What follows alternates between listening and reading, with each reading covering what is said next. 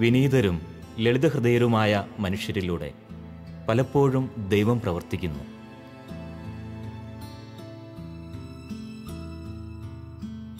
ചില മനുഷ്യജീവിതങ്ങളെ അമ്മയുടെ ഗർഭത്തിൽ ഉരുവാകുന്നതിനു മുമ്പേ ദൈവം വിളിച്ചു വേർതിരിക്കുന്നു.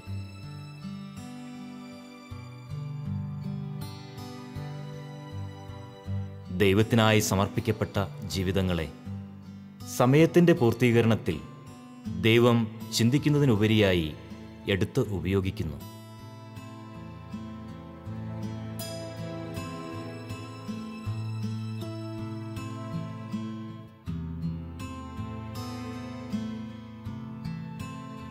ഇത് ഫാദർ ജോർജ് അറക്കൽ, വരാപ്പുഴ അതിരൂപതയിലെ മുതിർന്ന വൈദികരിൽ ഒരാൾ.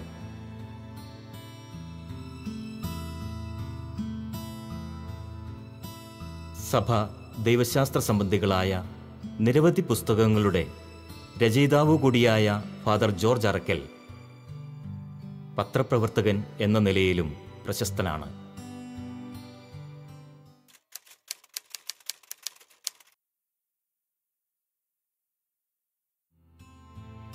ഒരിക്കൽ വരാപ്പുഴ അതിരൂപതയുടെ ജിഹ്വ ആയിരുന്ന കേരള ടൈംസ് ദിനപത്രത്തിൻ്റെ എഡിറ്റോറിയൽ ബോർഡ് അംഗം, അതിരൂപതയുടെ മുഖപത്രമായിരുന്ന ജീവജ്യോതിയുടെ മാനേജിംഗ് എഡിറ്ററായി നീണ്ട 20 വർഷം.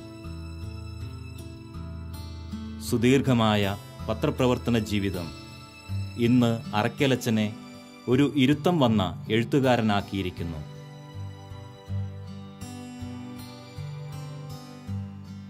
ക്രിസ്തുവിൻ്റെ ശുഭ്രവ്യക്തിത്വമായിരുന്നു ജോർജ് അച്ഛനെ ഒരു വൈദികനാക്കിയത്. ക്രിസ്തു എപ്പോഴും അച്ഛന് സ്നേഹം എന്ന വികാരമായിരുന്നു. എൻ്റെ ദൈവവിളിയുടെ രഹസ്യം അത് ഞാൻ സൂചിപ്പിച്ചു കഴിഞ്ഞു, എങ്കിലും അത് വിശദീകരിക്കുകയാണ്.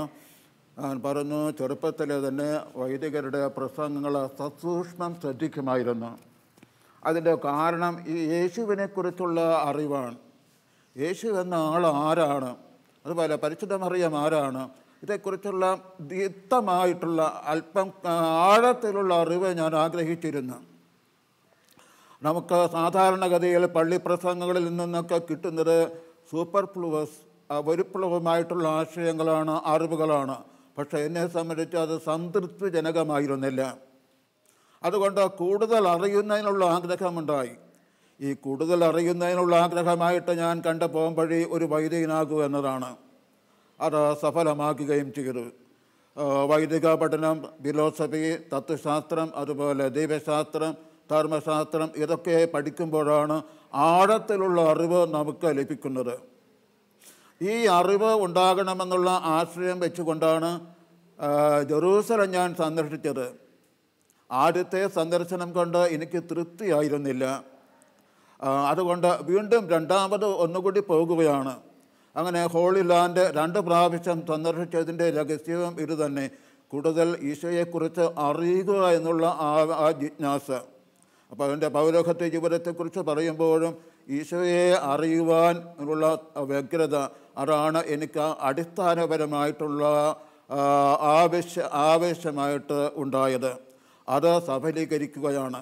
അപ്പോൾ ഈ അറിവ് എല്ലാം സഫലീകരിച്ചതിന് ശേഷം അതിൻ്റെ ബഹിർസ്ഫുരണമാണ് പുസ്തകരചന. ഞാൻ ഈ അറിവ് വളരെ പെട്ടെന്ന് ഉണ്ടാക്കിയതല്ല, പെട്ടെന്ന് സമാഹരിച്ചതല്ല. വളരെയേറെ ബുദ്ധിമുട്ടി, വളരെയേറെ പുസ്തകങ്ങൾ വായിച്ചും നിരീക്ഷിച്ചുമൊക്കെയാണ് ഇതിലേക്ക് വരുന്നത്. അപ്പോൾ അതിൻ്റെ പ്രയത്നഫലം മറ്റുള്ളവർക്ക് വേണ്ടി കൂടി ലഭിക്കുന്നതിന് വേണ്ടിയിട്ടാണ് ഈ പുസ്തകരചനയിലേക്ക് ഇപ്പോൾ കടന്നിട്ടുള്ളത്. അപ്പോൾ എൻ്റെ പൗരോഹിത്യ ജീവിതത്തിൻ്റെ രഹസ്യവും എൻ്റെ പുസ്തകരചനയുടെ രഹസ്യവും അതാണ്. യേശുവിനെ കൂടുതൽ അറിയുക, യേശുവിനെ കൂടുതൽ ആളുകൾക്ക് പരിചയപ്പെടുത്തുക. നമ്മുടെ ജീവിതത്തിൻ്റെ അടിത്തറയായിട്ട്, ആസ്ഥാനമായിട്ട് യേശുവിനെ കാണുക എന്നതാണ്. അപ്പോൾ അത് ആശയമാണ് എനിക്ക് ജീവിത സംതൃപ്തി നൽകുന്നത്, ഇപ്പോഴും ആവേശം നൽകുന്നത്. ഈ ഒരു രഹസ്യം തന്നെയാണ്. പക്ഷേ നാം എത്ര പരിശ്രമിച്ചാലും, എത്ര ആയുസ് നീണ്ടാലും യേശുവിനെ മുഴുവനായിട്ട് നമുക്ക് അറിയുവാൻ കഴിയുകയില്ല എന്ന് എനിക്കിപ്പോൾ മനസ്സിലായി. അപാരമായിട്ടുള്ള അറിവുകളാണ് ഈശോ എന്ന ആളിനെ സംബന്ധിച്ചുള്ളത്. നമുക്കതിൻ്റെ ഏകദേശ രൂപം മാത്രമേ ലഭ്യമാകുകയുള്ളൂ. അതുപോലെ തന്നെ നമ്മുടെ ജീവിതായുസ്, ഒരു മനുഷ്യൻ എത്ര കാലം ജീവിക്കും? ഈ ഒരു മനുഷ്യൻ്റെ ആയുസ് കൊണ്ട് ഇതെല്ലാം പൂർത്തീകരിക്കുവാനായിട്ട്, ഉൾക്കൊള്ളുവാനായിട്ട് സാധിക്കുകയില്ല. അത് അത്രയധികം വിപുലമാണ്. പക്ഷേ എന്നാലും ലഭിച്ച സമയം കൊണ്ട് ആവുന്നത്ര പരിശ്രമിച്ച് ആവുന്നത്ര സ്വീകരിക്കുക എന്നതാണ് എൻ്റെ ഉദ്ദേശം. അപ്പോൾ എൻ്റെ ജീവിത സന്ദേശവും ഇതാണ്: യേശുവിനെ അറിയുക, യേശുവിനെ മറ്റുള്ളവർക്ക് നൽകുക, യേശുവിൽ ആശ്വാസം കാണുക, യേശുവിൽ ജീവിതത്തിൻ്റെ അർത്ഥം കാണുക.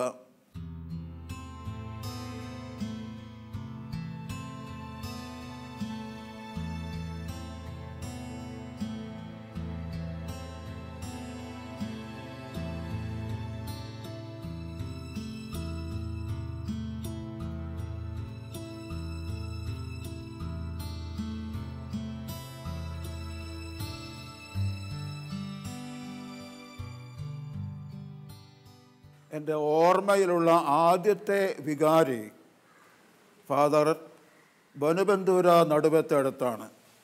ഞാൻ LP സ്കൂളിൽ പഠിക്കുമ്പോൾ അദ്ദേഹമാണ് ഞങ്ങളുടെ വികാരി.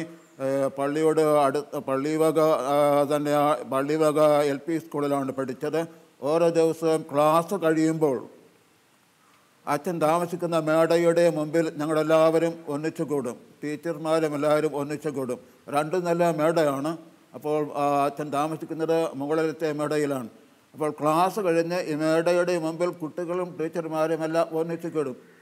ഇങ്ങനെ ഒന്നിച്ച് കൈകൂപ്പി നിൽക്കൊണ്ടിരിക്കും. അപ്പോൾ ഈ ബനുബന്ധൂരാച്ഛൻ പോപ്പ് വരുന്നത് പോലെ ഇവിടെ ഒരു വരവുണ്ട്. പോപ്പ് വരുന്നത് പോലെ വന്നപ്പോൾ ഞങ്ങൾക്ക് വളരെ സന്തോഷമാണ്. അദ്ദേഹം വന്ന് ഒരു ആശീർവാദം, എല്ലാവർക്കുമായിട്ട് ഒരു ആശീർവാദം നൽകും. അപ്പോൾ ആ ആശീർവാദം സ്വീകരിച്ച് നന്ദിപൂർവ്വമാണ് മടങ്ങാറ് പതിവ്. ഇപ്പോൾ ആ സിറ്റമൊക്കെ പതിവൊക്കെ മാറിപ്പോയി. അപ്പം അതുപോലെ ആ അച്ഛൻ പ്രസംഗിക്കുമ്പോൾ ദൈവവിളിയെക്കുറിച്ച് പറയുമായിരുന്നു. പ്രത്യേകിച്ച് വിളവ് ധാരാളം, വിലക്കാർ ചുരുക്കം എന്നുള്ള പ്രയോഗം പലപ്പോഴും നിർവഹിക്കുമായിരുന്നു.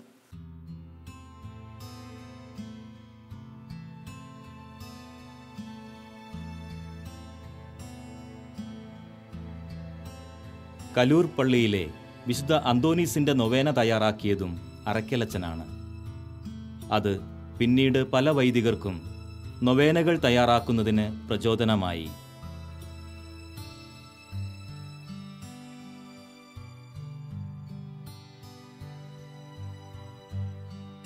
റോമിൽ നിന്നുള്ള പരിശുദ്ധ പിതാവിൻ്റെ സന്ദേശങ്ങളുടെ തർജിമകൾ, അഭിവന്ദ്യ പിതാക്കന്മാരുടെ ഇടയലേഖനങ്ങൾ തയ്യാറാക്കൽ, പഴയകാല നൊവേന പള്ളികളിലെ സ്ഥിരം പ്രസംഗങ്ങൾ, അങ്ങനെ സദാസമയം കർമ്മനിരതനായിരുന്നു ഈ വൈദികൻ.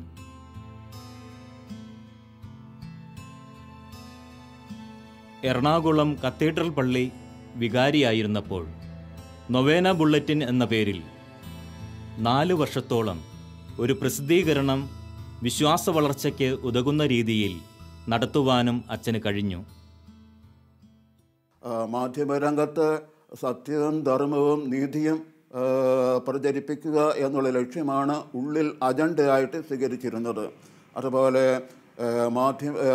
നൊവേനയുമായിട്ട് ബന്ധപ്പെടുന്ന പള്ളികളിൽ ക്രിസ്തീയ തത്വസംഹിതകളും അതുപോലെ യേശു പരിശുദ്ധ മറിയം ഇവയെക്കുറിച്ചുള്ള വ്യക്തിതല വിശദീകരണങ്ങളും വ്യാഖ്യാനങ്ങളും ഒക്കെ ആയിട്ട് അങ്ങനെ ദിനചര്യകൾ കഴിഞ്ഞുകൂടി. ഇങ്ങനെ ഈ 2 മേഖലകളിൽ പ്രത്യേകമായിട്ട് എൻ്റെ ജീവിത കാലഘട്ടത്തിൽ എനിക്ക് പ്രവർത്തിക്കുവാൻ കഴിഞ്ഞു. അതിൽ ചാരിതാർത്ഥ്യമുണ്ട്. അതോടൊപ്പം പല ആളുകളുടെയും സഹകരണം എനിക്ക് ലഭിച്ചിട്ടുണ്ട്.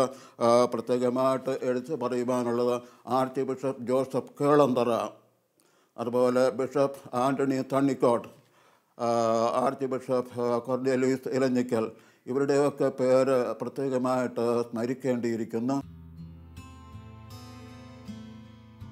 ജീവിതത്തിൽ ഉടനീളം അറക്കലച്ചൻ പാവങ്ങളോടും നിരാലംബരോടും കരുണ കാട്ടി.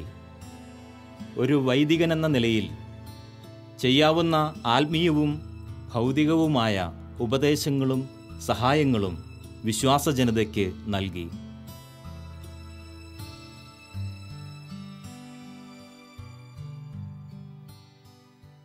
ഏതാണ്ട് 4-ാം ക്ലാസ് മുതലുള്ള ഓർമ്മ എൻ്റെ മനസ്സിലുണ്ട്.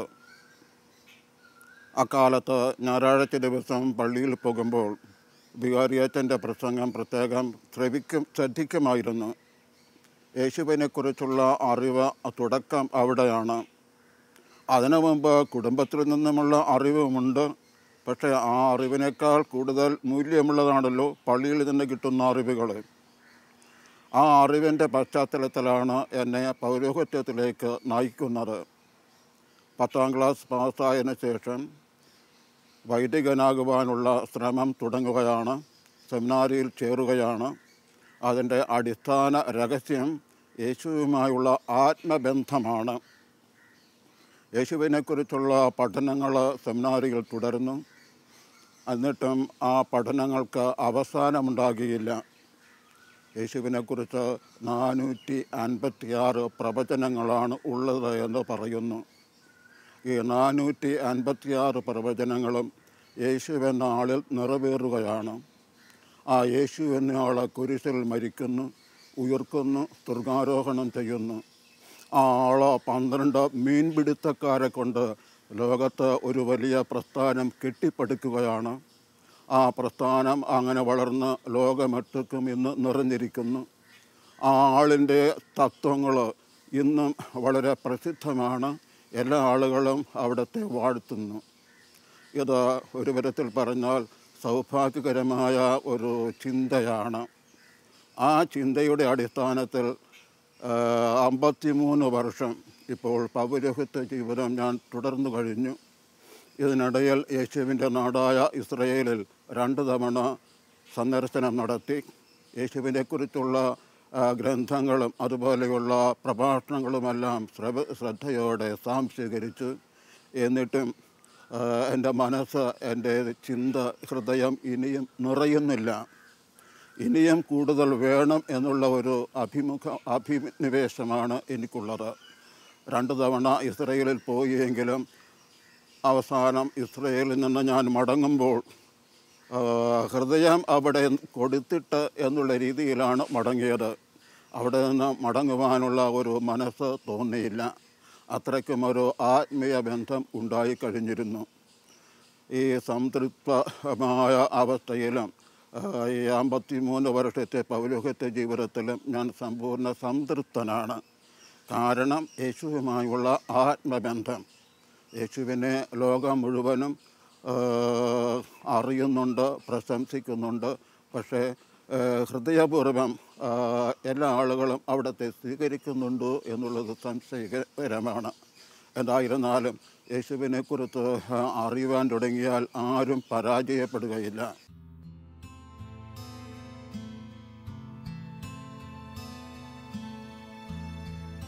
പതിനൊന്ന് പള്ളികളിലാണ് അച്ഛൻ സേവനം ചെയ്തത്.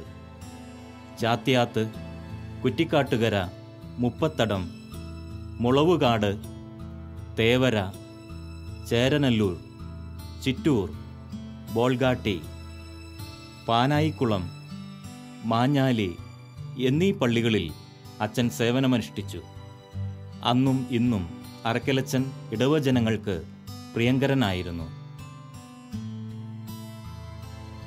ജോൺ പോൾ മാർപ്പാപ്പയുടെ കേരള സന്ദർശന വേളയിൽ നിരവധി ലേഖനങ്ങൾ ജോർജ് അച്ഛൻ തയ്യാറാക്കി.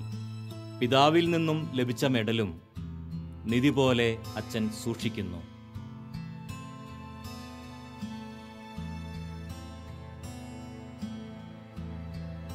അപ്പനും അമ്മയും നഷ്ടപ്പെട്ട തൻ്റെ സഹോദരങ്ങളുടെ പിതാവായി ഇരുന്ന് ജീവിത ദർശനങ്ങൾ അവർക്ക് പകർന്നു കൊടുക്കുവാനും ജോർജ് അറക്കലച്ചൻ പ്രത്യേകം ശ്രദ്ധിച്ചു.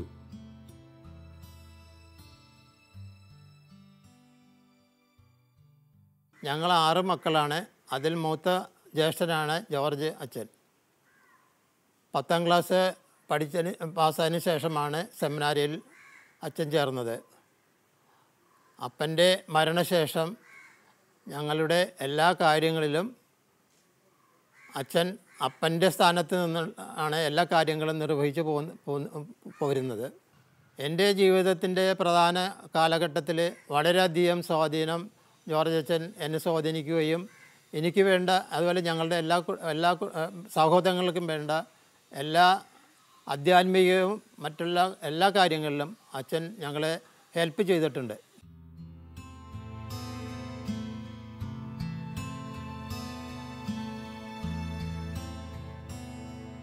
കുടുംബജീവിതക്കാരോട് തൻ്റെ വർഷങ്ങൾ നീണ്ട വൈദിക ജീവിതത്തിൻ്റെ പശ്ചാത്തലത്തിൽ ചില കാര്യങ്ങൾ അച്ഛന് പറയാനുണ്ട്. കുടുംബങ്ങൾ നശിച്ചുപോയാൽ ധാർമ്മികത ലോകത്തു നിന്നും നഷ്ടമാകുമെന്ന് അച്ഛൻ വിശ്വസിക്കുന്നു.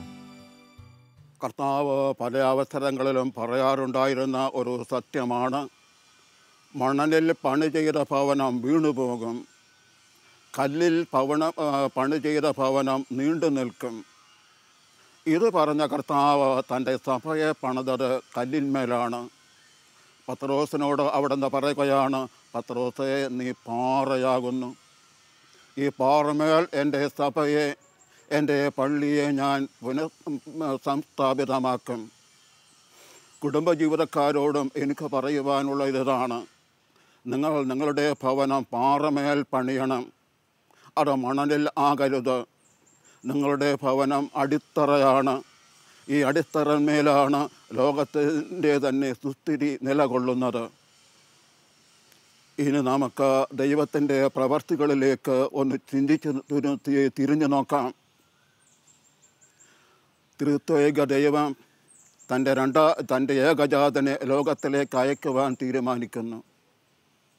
ഈ ഏകമകനെ ലോകത്തിലേക്ക് അയക്കുവാൻ തീരുമാനിച്ചതിൻ്റെ വെളിച്ചത്തിൽ അവിടുന്ന് ഒരു സമൂഹം നിർമ്മിക്കുവാൻ ആഗ്രഹിക്കുകയാണ്. ഈ സമൂഹം നിർവഹിക്കുവാൻ വേണ്ടി അവിടുന്ന് അബ്രഹാമിനെ വിളിക്കുന്നു. അബ്രഹാം ഇറാഖിലെ ഊർ സ്വദേശിയാണ്. ഈ ഊർ സ്വദേശിയെ കർത്താവ് വിളിക്കുകയാണ്. അബ്രഹാമിൻ്റെ ഭാര്യയും അതിൽ വരുന്നു, സാറ. അവർക്ക് വാർദ്ധക്യകാലം എത്തുവോളം സന്തതികളുണ്ടായിരുന്നില്ല. പിന്നീട് ദൈവത്തിൻ്റെ കൃപയാൽ അവർക്ക് ഒരു സന്തതി ലഭിക്കുന്നു, ഇസ്ഹാക്ക്. അവിടെ ദൈവം ഒരു കുടുംബം നിർമ്മിക്കുകയാണ്. പിന്നെയും അബ്രഹാമിനെ പരീക്ഷിക്കുവാൻ വേണ്ടി ദൈവം ആവശ്യപ്പെടുകയാണ്, നിൻ്റെ ഏകജാതനായ ഇസ്ഹാക്കിനെ ബലിയർപ്പിക്കുക. ബലിയർപ്പണം തുടങ്ങുന്നതിന് തൊട്ട് മുമ്പ് ദൈവത്തിൻ്റെ മാലാഖ വന്ന് വിലക്കുന്നു. മകനെ ബലിയർപ്പിക്കേണ്ട, പകരം ഒരു കുഞ്ഞാടിനെ മാത്രം ബലിയർപ്പിച്ചാൽ മതി.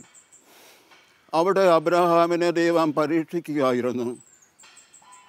മകൻ്റെ ജീവനെയോ അല്ലെങ്കിൽ ദൈവത്തിൻ്റെ കൽപ്പനയെയോ ഏതിനാണ് പ്രാധാന്യമെന്ന് പരീക്ഷിക്കുകയായിരുന്നു. മകൻ്റെ ജീവനേക്കാൾ ദൈവത്തിൻ്റെ കൽപ്പനകൾക്ക് അബ്രഹാം വില കൊടുത്തു. അബ്രഹാം ആ പരീക്ഷണത്തിൽ വിജയിക്കുകയാണ്. അങ്ങനെ അബ്രഹാമിനെ ദൈവം തൻ്റെ പദ്ധതിയുടെ ആദ്യ നേതാവായിട്ട് വാഴിക്കുന്നു. പിന്നീട് ഇസ്ഹാക്ക് രംഗത്തിൽ വരുന്നു. ഇസ്ഹാക്കിന് യാക്കോബ് ജാതനാകുന്നു. ഈ യാക്കോബിന് 12 മക്കളുണ്ടാകുന്നു. ഈ 12 മക്കൾ ഇസ്രയേലിൻ്റെ 12 ഗോത്രങ്ങളാകുന്നു. ഇവിടെ നാം അനലൈസ് ചെയ്യുമ്പോൾ നമുക്ക് കിട്ടുന്ന ചിത്രം, ദൈവം കുടുംബത്തെ തിരഞ്ഞെടുക്കുന്നു. അബ്രഹാമിൻ്റെ കുടുംബത്തെ തിരഞ്ഞെടുത്തു, ഇസ്ഹാക്കിൻ്റെ കുടുംബത്തെ തിരഞ്ഞെടുത്തു, യാക്കോബിൻ്റെ കുടുംബത്തെ തിരഞ്ഞെടുത്തു. ഈ 12 ഗോത്രങ്ങളിലാണ് പിന്നെയും കാലങ്ങൾ കഴിഞ്ഞ് യേശു പിറക്കുന്നത്. യൗസേപ്പ് പിതാവും അതുപോലെ കന്യകാമാതാവും ദാവീദിൻ്റെ ഗോത്രത്തിൽ വരികയാണ്.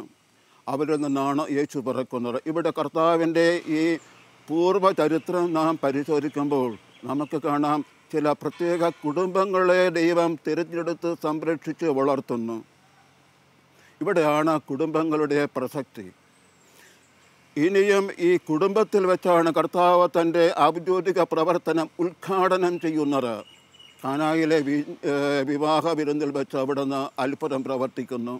അതാണ് കർത്താവിൻ്റെ ജീവിതത്തിലെ പ്രവർത്തനങ്ങളുടെ തുടക്കം. അങ്ങനെ കർത്താവ് വളർന്നത് കുടുംബത്തിൽ, കർത്താവ് തൻ്റെ പ്രവർത്തനങ്ങൾക്ക് തുടക്കം കുറിക്കുന്നത് കുടുംബത്തിൽ, അതുപോലെ കർത്താവിൻ്റെ ആലോചനകൾ നടക്കുന്നതെല്ലാം കുടുംബങ്ങളിലാണ്. പത്രോസിൻ്റെയും യോഹന്നാൻ്റെയുമൊക്കെ കുടുംബങ്ങളിൽ. അവിടെ വെച്ചാണ് കർത്താവ് തൻ്റെ പദ്ധതികൾക്ക് രൂപം കൊടുക്കുന്നത്. അതിനുശേഷം ഈ അപ്പോസ്തലന്മാരോട് ശിഷ്യന്മാരോട് കർത്താവ് പറയുന്നു, നിങ്ങൾ ലോകമെങ്ങും പോയി എൻ്റെ വാർത്ത അറിയിക്കുവനെന്ന്. ചുരുക്കത്തിൽ കുടുംബങ്ങളാണ് ദൈവത്തിൻ്റെ പരിപാലനയിലെ ആദ്യത്തെ കേന്ദ്ര ബിന്ദുക്കളാണ്. ഇനിയും നാം പരിശോധിച്ചാൽ ലോകത്തിന് കൂടുതൽ നന്മ ചെയ്തിട്ടുള്ളത് നല്ല കുടുംബങ്ങളിൽ നിന്നുമാണ് ഉണ്ടായിട്ടുള്ളത് എന്ന് കാണാം. വിശുദ്ധന്മാരുടെ ജീവിതചരിത്രത്തിലേക്ക് നാം നോക്കുമ്പോൾ ഈ വിശുദ്ധന്മാരെല്ലാം നിർമ്മിക്കപ്പെട്ടത് നല്ല കുടുംബങ്ങളാണ്, നല്ല വ്യക്തികളുടെ കുടുംബങ്ങളാണ്. ചുരുക്കത്തിൽ എല്ലാ അഭിവൃദ്ധിയുടെയും ആത്മീയവും ധാർമ്മികവുമായ അഭിവൃദ്ധിയുടെയും എല്ലാം ബിന്ദുവായിട്ട് നിൽക്കുന്നത് കുടുംബങ്ങളാണ്. ഈ കുടുംബങ്ങൾ വിശ്വാസത്തിലും ധാർമ്മികതയിലും സന്തോഷത്തിലും രൂഢമൂലമായിരിക്കണം. വിശ്വാസമില്ലാത്ത കുടുംബം, ധാർമ്മികതയില്ലാത്ത കുടുംബം, സന്തോഷമില്ലാത്ത കുടുംബം, അവിടെ നിന്നും വലിയ നന്മകളൊന്നും പ്രതീക്ഷിച്ചിട്ട് കാര്യമില്ല. ഈ നന്മകൾ നിറഞ്ഞ കുടുംബങ്ങൾ ധാരാളമുണ്ടാകണം. ആ കുടുംബങ്ങളിൽ നിന്നുമാണ് നന്മകൾ വീണ്ടും പൊട്ടി മുളയ്ക്കുക. ചുരുക്കത്തിൽ ഈ നല്ല കുടുംബങ്ങൾ എങ്ങനെ ഉണ്ടാകും? നല്ല കുടുംബങ്ങളുടെ സാരഥികളാണ് വിവാഹിതരായ കുടുംബ ജീവനക്കാർ. ഭർത്താവും ഭാര്യയും മക്കളും ഉൾക്കൊള്ളുന്ന ആ കുടുംബങ്ങൾ നല്ല കുടുംബങ്ങളുടെ സാരഥികളാണ്. അവർ യേശുവിൻ്റെ വിശ്വാസം സാംസ്കരിച്ച് ജീവിക്കുന്നവരാവണം. യേശു പറഞ്ഞതുപോലെ അവരുടെ ഭവനങ്ങൾ പാറമേൽ പണിതിട്ടുള്ളവരാവണം. യേശുവിൻ്റെ പ്രവർത്തന കാലത്ത് 12 അപ്പോസ്തലന്മാർ ശിഷ്യന്മാർ മാത്രമായിരുന്നില്ല കർത്താവിൻ്റെ ആരാധകർ, കർത്താവിൻ്റെ സഹകാരികൾ. ഒട്ടേറെ കുടുംബജീവനക്കാരും ഉണ്ടായിരുന്നു, വിവാഹിതരായ കുടുംബജീവനക്കാർ ഉണ്ടായിരുന്നു. അവരുടെ എല്ലാം സഹകരണത്തോടു കൂടിയാണ് കർത്താവ് തൻ്റെ പ്രവർത്തനങ്ങൾ മുന്നോട്ട് കൊണ്ടുപോയിട്ടുള്ളത്. ചുരുക്കത്തിൽ കുടുംബജീവനക്കാർക്ക് ഉദാത്തമായ മാതൃകയാണ് കർത്താവ് നൽകിയിട്ടുള്ളത്. പ്രത്യേകിച്ച് വിശുദ്ധ ഔസേപ്പിതാവും കന്യകാമറിയവും ഉണ്ണിമിശിഹായും ഉൾക്കൊള്ളുന്ന തിരുക്കുടുംബത്തിൻ്റെ മാതൃക എന്നും ആവേശഭരിതമാണ്, ചൈതന്യഭരിതമാണ്. ആ ഒരു കാഴ്ചപ്പാട് കുടുംബങ്ങളിൽ ഉണ്ടാകണം. പ്രശ്നങ്ങളെല്ലാം ഉണ്ടാകും. ആ പ്രശ്നങ്ങളെല്ലാം അഴിക്കുന്നതിനുള്ള തന്ത്രങ്ങളും ഉണ്ടാകണം. ദൈവത്തിൽ ആശ്രയിച്ചുകൊണ്ട് മുന്നോട്ട് പോയാൽ പരസ്പരം വിശ്വസിച്ചുകൊണ്ട്, പരസ്പരം തുറന്ന് സംസാരിച്ചുകൊണ്ട്, പരസ്പരം സഹകരിച്ചുകൊണ്ട് മുന്നോട്ട് പോയാൽ പ്രശ്നങ്ങൾ ഒരു വലിയ പരിധി വരെ ഒഴിവാക്കാനായിട്ട് സാധിക്കും. അതുപോലെ തന്നെ മുൻഗാമികളായിട്ടുള്ള നല്ല കുടുംബക്കാരുടെ ജീവിതം അപഗ്രഥിച്ച് അവരുടെ മാർഗങ്ങൾ സ്വീകരിക്കുന്നതിനും തയ്യാറാവണം. ആത്മീയമായ തലത്തിൽ മാത്രമല്ല, രാഷ്ട്രീയ, സാമുദായിക, അതുപോലെ സാമ്പത്തിക രംഗങ്ങളെല്ലാം വലിയ ആളുകൾ ജാതരായിട്ടുള്ളത് നല്ല കുടുംബങ്ങളിൽ നിന്നുമാണ്. നല്ല ആളുകൾ ഉണ്ടായിട്ടുള്ളത് നല്ല കുടുംബങ്ങളിൽ നിന്നുമാണ്. അപ്പോൾ അതുകൊണ്ട് ആത്മീയ വിശ്വാസികളെ സംബന്ധിച്ചിടത്തോളം, കുടുംബജീവനക്കാരെ സംബന്ധിച്ചിടത്തോളം കർത്താവിൻ്റെ ആ ഒരു ഉപദേശം സാംസ്കരിച്ച് നിങ്ങളുടെ ഭവനം പാറമേൽ പണിയുക എന്നുള്ള സന്ദേശം സാംസ്കരിച്ച് കർത്താവിനെ കൂടെ ഉൾക്കൊള്ളിച്ച്, കർത്താവ് കൂടെയും നിങ്ങളുടെ കുടുംബത്തിലെ മെമ്പറാണ്, അംഗമാണ് എന്നുള്ള ചിന്തയോടെ മുന്നോട്ട് പോകുകയാണെങ്കിൽ നിങ്ങളുടെ ജീവിതം സംതൃപ്തി ജനകമായിരിക്കാം. ഈ അടുത്ത കാലത്ത് വത്തിക്കാൻ പല ഭാര്യാഭർത്താക്കന്മാരെയും വിശുദ്ധരായിട്ട് പ്രഖ്യാപിച്ച സംഭവങ്ങളുണ്ടായി. ഈ അടുത്ത കാലത്ത് വിശുദ്ധ കൊച്ചുത്രേസ്യായുടെ പിതാവ് മാർട്ടിനെയും കൊച്ചുത്രേസ്യായുടെ മാതാവ് സെലിനെയും വത്തിക്കാൻ വിശുദ്ധ പദവിയിലേക്ക് ഉയർത്തുകയുണ്ടായി. അതിനു മുമ്പും ഇതുപോലെ ഭാര്യയും ഭർത്താവും വിശുദ്ധരാക്കപ്പെട്ട സംഭവങ്ങളും ധാരാളമുണ്ട്. ചുരുക്കത്തിൽ ആധുനികമായ കാലത്ത് വത്തിക്കാൻ്റെ ശ്രദ്ധ കൂടുതൽ കുടുംബജീവനക്കാരിലേക്ക് തിരിഞ്ഞിട്ടുണ്ട് എന്നുള്ളത് ഒരു യാഥാർത്ഥ്യമാണ്. അങ്ങനെ അവർക്ക് കൂടുതൽ ആത്മീയ പരിവേഷം, ആത്മീയ നന്മകൾ കൊടുക്കുന്നതിന് വത്തിക്കാൻ ശ്രദ്ധപൂർവ്വം ശ്രമിച്ചുകൊണ്ടിരിക്കുന്നു. ഇക്കാര്യങ്ങൾ ഇന്ന് ജീവിക്കുന്ന കുടുംബജീവിതക്കാർക്ക് കൂടുതൽ ചൈതന്യം പകരുമെന്ന് ഞാൻ ചിന്തിക്കുകയാണ്, ആശംസിക്കുകയാണ്, പ്രാർത്ഥിക്കുകയാണ്.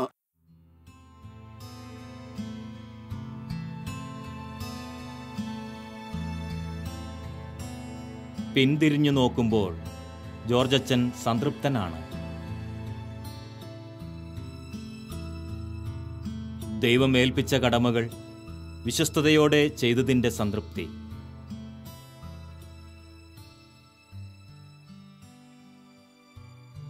ദൈവതിരുനാമം എന്നേക്കും മഹത്വപ്പെടുമാറാകട്ടെ.